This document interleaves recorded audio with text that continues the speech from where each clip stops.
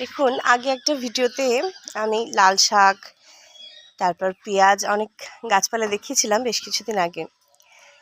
এখন আমার এই বাগানে টমেটোর বেশ ছেয়ে গেছে, যেন পাকা পাকা টমেটো তুলছি। আবার বেশ কিছু বেগুনও হয়েছে, কিন্তু বেগুনগুলো বেজির উৎপাতে এরকম করে ঢেকে রাখা আছে, আর না হলে বেজি খেয়ে নিচ্ছে বেগুনগুলো। তারপর আরও কিছু লাগানো হয়েছে, যেমন ডাঁটা শাক, তারপর লঙ্কাও টুকটাক হচ্ছে, আর বাকি ওল, মানকচু, গাঠি কচু এগুলো এখানে ফলন করা হয়েছে। তো আস্তে আস্তে দেখা যাক কিভাবে ফলনটা বৃদ্ধি পায়।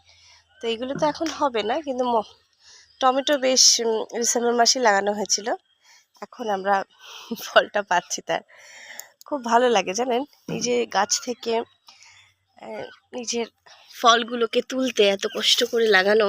দেখুন কি সুন্দর থোকা থোকা টমেটো হয়েছে, আমি পাকাগুলো বেছে বেছে তুলছি। এতদিন আমরা কাঁচাই তুলতাম।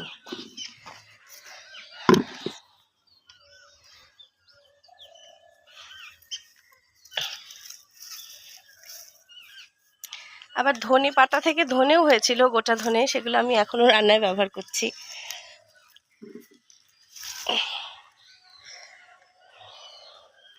এখন কি বড় বড় সাইজের।